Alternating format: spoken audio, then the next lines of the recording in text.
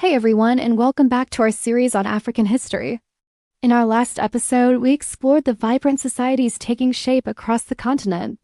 Today, we're diving into one of the most incredible stories of human ingenuity and commerce, the rise of the Trans-Saharan trade. Imagine a sea of sand stretching for thousands of miles. This is the Sahara, the largest hot desert in the world. For centuries, it seemed like an impassable barrier, separating the cultures of North Africa from those in the south, or what we call Sub-Saharan Africa. But history has a funny way of turning obstacles into opportunities. Instead of a wall, the Sahara became a superhighway of trade, connecting worlds and building empires. So, what changed? What made crossing this vast, arid landscape possible? The answer, surprisingly, comes down to one remarkable animal, the camel. Around the year 300 CE, the introduction of the dromedary camel, often called the ship of the desert, was a complete game changer. These animals were perfectly adapted for the harsh environment. They could carry heavy loads, travel for days without water, and navigate the shifting sands. This revolutionized desert travel.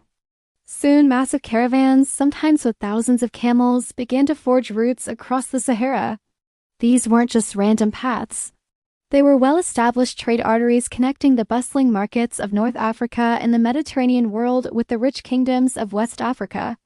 This network created a dynamic exchange of goods, ideas, and cultures that would reshape the entire region. Now, what were they trading? The two most famous commodities were gold and salt. West Africa was blessed with incredible gold deposits. This wasn't just a little bit of gold. We read talking about massive quantities that would quite literally power the economies of Europe and the Islamic world for centuries. Monarchs minted their coins from West African gold, and its flow fueled a global economic boom. But in the desert and the forest regions to the south, another commodity was just as precious, if not more so, salt. Salt was essential for preserving food and for human health in the hot climate. And the best place to get it? Giant salt mines right in the middle of the Sahara Desert, like the famous ones at Tagaza. Miners would cut huge slabs of salt out of the earth, which were then loaded onto camels and sent south. It's said that in some places, salt was traded for its exact weight in gold. Gold for salt, it sounds crazy, but it shows just how vital these resources were. Of course, it wasn't just gold and salt. The caravans also carried other valuable goods. Ivory, prized for its beauty, was a major export from West Africa. So were high-quality textiles, kola nuts, and tragically, enslaved people, whose forced labor was a dark side of this otherwise prosperous trade.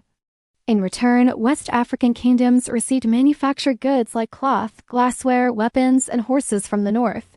This constant flow of goods and people did more than just make merchants rich.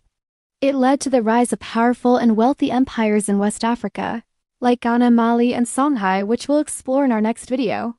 Cities like Timbuktu and Jen became legendary centers of wealth, scholarship, and Islamic culture, all thanks to their strategic positions along these desert trade routes.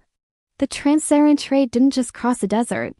It built civilizations and connected Africa to the wider world in a profound way. Thanks for watching. If you found this interesting, make sure to hit that like button and subscribe so you don't miss our next episode where we'll look at the great empires of West Africa. See you then?